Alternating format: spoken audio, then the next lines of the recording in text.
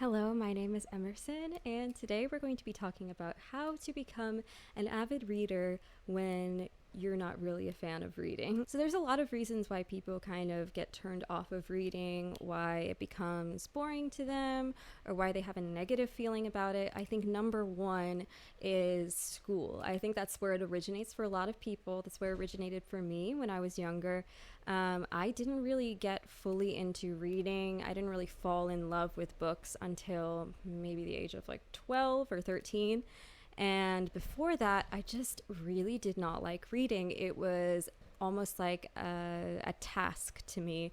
It was like homework that I had to do, and it was homework. So a lot of the time, when we're reading in school, we don't have a decision on what we're reading. We get assigned a lot of books that are maybe a bit dry. A lot of them are not our taste. A lot of it is boring. And because of that, we then associate reading with these negative feelings later on in our lives. And we think, well, I just don't like reading because whenever I would read, I'd find it really boring. I hated it. I couldn't focus. And a lot of this was just because of the books that we had to read. We just didn't have the freedom to read what we wanted to read. And then there's another group of people that I have talked to that are like they read what society wants them to, things that make you appear intelligent. So they will only think that reading counts when you read the classics, when you read the book that everyone is raving about right now that has all of these awards, or even that you can only read nonfiction because you have to justify your reading with learning something, or it has to be of some value to you to justify you spending that time reading. And this once again is counterproductive to becoming an avid reader because you're making reading an obligation and you're making it something that you're only doing for social notoriety or to appear a certain way to other people. And most of the time, spending so many hours doing something like that, it's just not worth it so that some people you don't know will think you're smart. So a lot of the time, it just is not a big enough motivating factor, and you just don't end up reading. So the third problem, and this is one that I think is very prevalent today because I think a lot of people have issues with maintaining long-term focus because so many of the tasks that we do, the social media we use, the technology that we use, everything is very quick and it just gives us an immediate response, and we don't have to really maintain quiet, sustained attention for a long time and wait a long time for a reward or to complete a task. And a book is a very long task to complete. We don't necessarily need to think of it as a task when we're doing it, but it is a very long commitment to make to read an entire book. And a lot of the time, it's quite difficult for people to maintain the focus necessary to sit in complete silence and just read a book. And it doesn't need to be silence, but silence without your phone, without looking at social media, because you can't really multitask when you're reading. A lot of the time people will be watching a TV show or watching a movie and they'll pull out their phone and they'll be able to check it like while they're watching and kind of multitask. While you're cooking, you could be watching something or listening to a podcast or something. But when you're reading, the most that you can multitask with is to have some music on in the background. And a lot of the time it has to be instrumental, or sometimes it can get a bit confusing trying to focus on the words of both things, or else you kind of tune it out. But reading is a very mindful task, and I think that it's something that maybe a lot of people struggle with now because it is very hard to keep your focus for so many hours throughout an entire book. So here is how to fix the first two issues anyway. I can tell you that from my own personal experience, when I was around 12 years old, I had a really, really amazing English teacher that started to teach us Edgar Allan Poe. And these are stories that I was familiar with as a kid because when I was a couple years younger, my brother used to read me these stories, and I loved his writing, I loved his poetry, and I found it so beautiful and so fascinating. The stories were so engaging, and I absolutely loved this kind of dark, gothic, atmospheric feel that his stories had. And it was different than a lot of the things that we would have been assigned or taught during class. So I really, really enjoyed studying his writing for school. This was something completely new to me, where we got to study a horror writer, and it really made me start to fall in love with reading. And I started to carry around my collection of Edgar Allan Poe short fiction and poetry just around with me in my backpack. I would carry it with me to places, and I would just be reading it nonstop because I absolutely loved his work. And before that, I thought that I just didn't like reading. I thought it just maybe wasn't for me. I just wasn't a reader. Like, my mom and my brother were very, very avid readers when I was a kid, and I was like, why can't I be like them? Why can't I be a reader? I just don't feel like it's for me. I read a few series when I was younger. I really liked a series of Unfortunate Events as a kid, and then I did like the Poe stories. But overall, whenever I would read something, I would just feel like, ugh, I can't pay attention. I just don't really like it. It's just not my thing.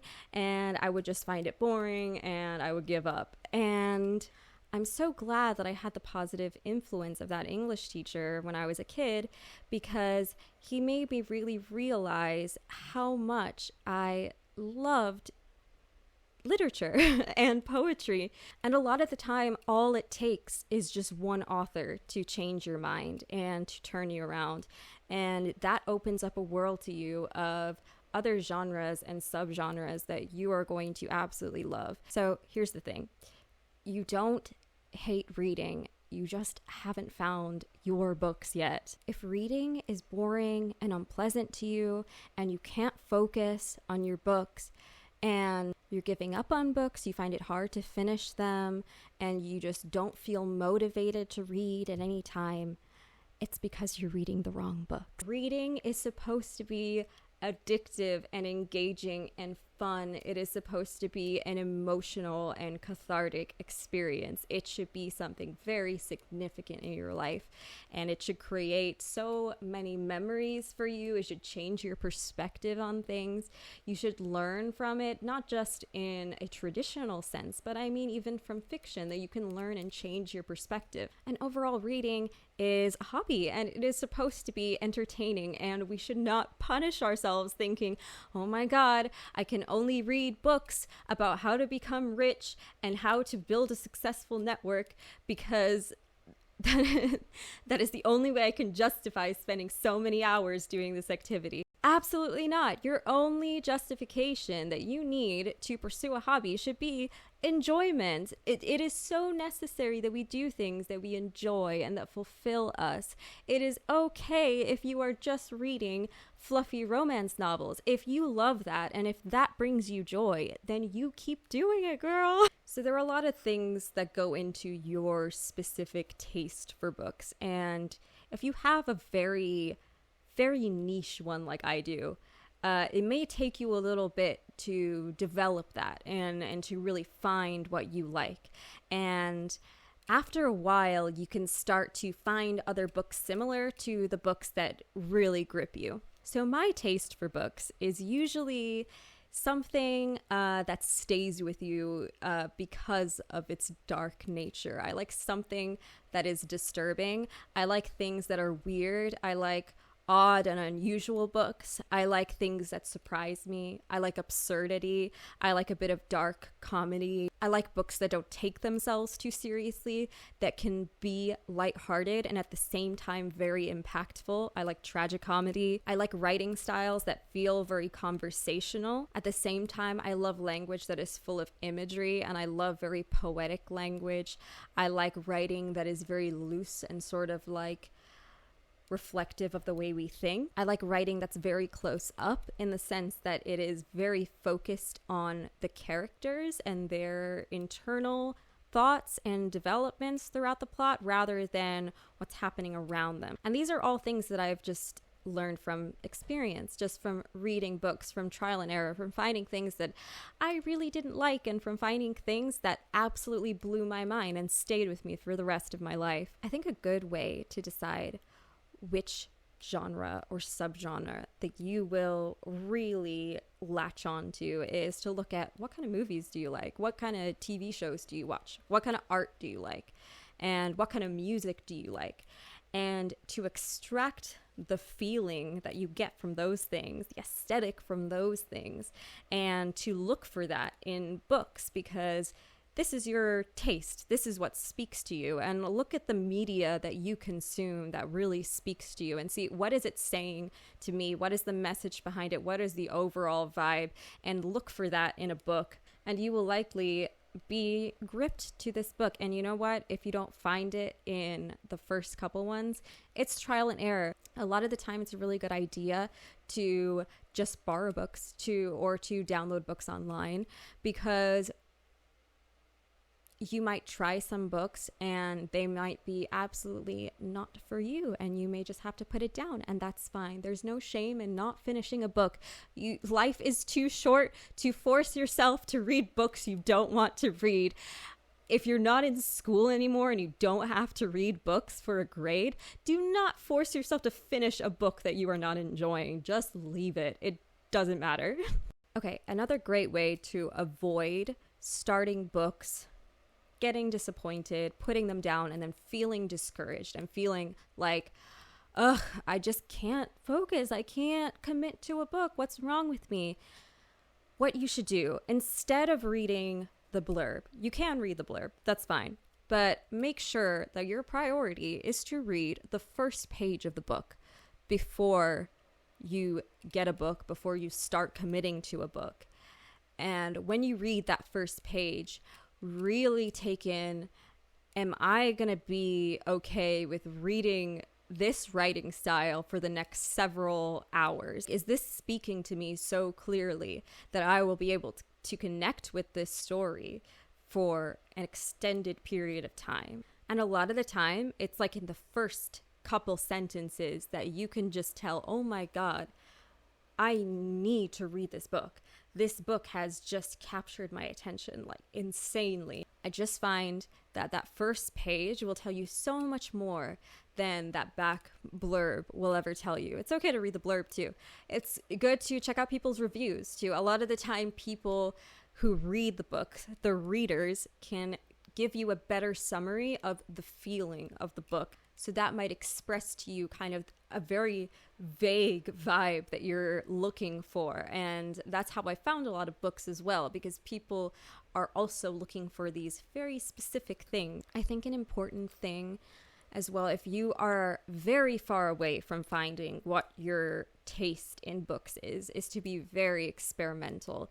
And for the first while, you can just try a little bit of everything. Try a bit of comedy, try a bit of romance, a bit of fantasy, a bit of sci-fi, a bit of horror, try all of it, because then you can start narrowing it down. And a lot of the time, you can start narrowing down as well. Okay, do I like this writing style? Do I like this very removed writing style where it is very about the plot progression forward, and it's very dry, and it's just what is happening, and it's very action-packed? Is that what I like? Or do I like something that's maybe a bit slower, maybe something that's focused on character development? Do I like something that's a bit more serious or a bit more fun? Do I like something that's written in a very literary sense or maybe a very poetic sense? All these things will start to come to you when you are reading more and more. Okay, and here's another tip. Okay, for the love of God, don't just read what's popular. There are so many videos out there from like reels from TikTok that are saying, oh my God, this book or this author is so amazing and everyone is reading it. It's #1 in the sales and everyone is loving it. Oh my God, this book changed my life and it's so beautiful and it's so funny and so amazing and you have to read it. And then you're reading it and you're like, well, I must not like reading because I hate this. And that's not the case. A lot of the time, what's very popular could not be your style at all. And that's the case with a lot of things. I mean, a lot of mainstream movies and stuff, something that's made for the general population might not suit you because everyone is very unique. And that's fine. It's also okay if you really like those books and that appeals to you, but you're probably not here on this video if that's true, because it's probably very easy for you to find books that you like. The books that are right for you might be very hard to find, and that's okay because it will be so much more special when you do find them. And that has been my experience with reading as well, that it has been very difficult to find the books that I really love. But when I started finding them, it was such a rewarding experience because it was like, oh my God, I have found someone who can speak to my soul specifically. And can I say as well, there is no time wasted reading. Every moment you spend reading a book that you love and that you enjoy is time well spent. And it is something that will improve your life and give you fulfillment. It is something that is an amazing memory. You will never regret reading a book you love. I have never for a moment thought, wow, I wish I wouldn't have spent so much time reading Edgar Allan Poe and Chuck Palahniuk. Never. I have never thought that in my life. I have always thought, wow, how these things have enriched my life, how these things have expanded my mind. My only regret ever is not reading more. I wish that I had more time to read all the books in the world that would affect me so greatly and that I would learn so much from and that I would gain so much from, that I would enjoy reading and that would just be fun, that would bring me happiness and entertainment even. Do not feel ashamed of the books that make you happy. Do not feel like you are ever wasting your time or that your books don't count because they're not classic literature, because they're not nonfiction or self-help or something. Your books are for you. This time is for you. Reading is your time. There are so few moments that we get to just sit in stillness and just totally go within and spend time in our own minds, just exploring our imagination and just getting lost in a story. And that is so necessary for our mental health and for our mental growth. Okay. Now, the thing is, if you already know your genre, you know your thing, you know your taste, and you have read books that you absolutely love and you know where to look for more, and your problem is, I cannot focus. I cannot just sit down and open a book and stay with it. I feel like I have to check my phone, I have to talk to other people, I have to look at my social media, and I have to do a million other things. I have to go and get up and do chores. And you get distracted by so many other things in your life and you just cannot sit down and read a book. Here's a tip that I will give you to focusing more on reading. One of the best ways to really make reading a part of your routine is to actually schedule it in your day. And I think one of the best times to do this is right before bed. I think just when you have washed your face, brushed your teeth, done your whole nighttime routine, and you have gotten into bed and you're just cozy and wrapped up in your blanket, I think that is the absolute perfect time to take out your book and just read for like a half an hour every night. And a lot of the time it really helps you to fall asleep quickly. So if you're someone like me who has a bit of trouble falling asleep or staying asleep, then reading is going to really help you with that. I find that I get very tired after reading. It is something so relaxing, and it actually gives you time away from a screen. It gives your eyes time to relax. So it is a really good activity to do right before bed. It is also not that big of a commitment for you to just designate this little bit of time, however long it takes you to fall asleep, to reading. I think it's a lot better than taking on a challenge of, okay, I have to read 10 books this month, and you are just scrambling, like trying to finish these books and trying to force yourself to read. It is so much better just to start small, in small increments. You do not have to finish anything, and just read about 30 minutes a night, however long it takes you to fall asleep when you're in bed. And this is a great start. Just turn off everything. But if you find it really hard to just sit in the quiet, I'd say turn on some music.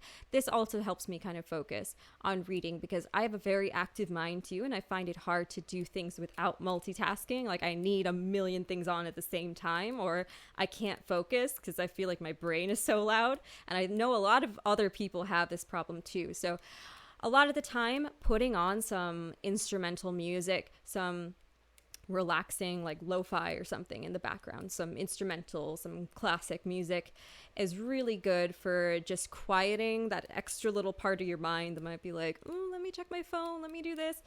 And it just allows you to kind of focus in on the book. And a lot of times you can look up specific moods for these playlists or this music. So you can look up playlists for spooky books if you're reading a horror novel, or playlists for fantasy, and you can feel like you're really immersed in your fantasy world. Okay, another tip if you have problems focusing on reading. Do not pick a short book just because it's short and you think, well, I'll get through it quickly because it's only 150 pages or something. That short book can end up taking you ages to read if you don't like it, or if it's not fast paced, or if it doesn't resonate with you and you don't feel like you are just gripped to it and you can't put it down. You could read a book that is twice the length in half the time if you really connect with it. So do not look for books that are just short so you can think, okay, well, this is a smaller commitment. I can just read this for a little bit and it's not going to take me very long. Absolutely not. That's not going to work. It has taken me the same amount of time to finish reading books that are 200 pages as it has taken me to read books that are 500 pages. So it is purely dependent on how gripping the book is to you personally. If you cannot put it down, that book is not going to take you long to read. So don't feel intimidated by getting a big book if it is something that you're really connecting with and that you cannot put down. If it is something that you really enjoy, you are going to get through it very quickly. Trust me. And if it's something very short, but you're starting it and you're feeling like you're kind of dragging your feet along the way, like it's okay, like it's not bad, but you don't feel like when you put it down, you're really excited to pick it back up the next time. If you don't get that feeling, that's going to take you a while to get through. So I would say commit to a book that makes you excited to read it. Because a lot of the time it's not about forcing yourself to focus. It should be very voluntary, because eventually you won't have to schedule out, okay, I'm going to do this before bed, I'm going to read this book at this time, or I'm going to allot this amount of time to reading in my day. You are just going to want to read because you are so excited about this book that you're reading. That's the goal here, to get you to fall in love with literature and just to absolutely love the books that you're reading. Okay, so I hope this video is helpful for you and hopefully you are able to become an avid reader. I would love to hear your thoughts in the comments. And if you try out some of these tips and if it helps you, please let me know. I would love to hear how it goes. And I wish you an amazing day, and I would love if you would subscribe, and I can see you back here next time, and make sure you hit the like button too. So I will see you in the next video. Bye-bye.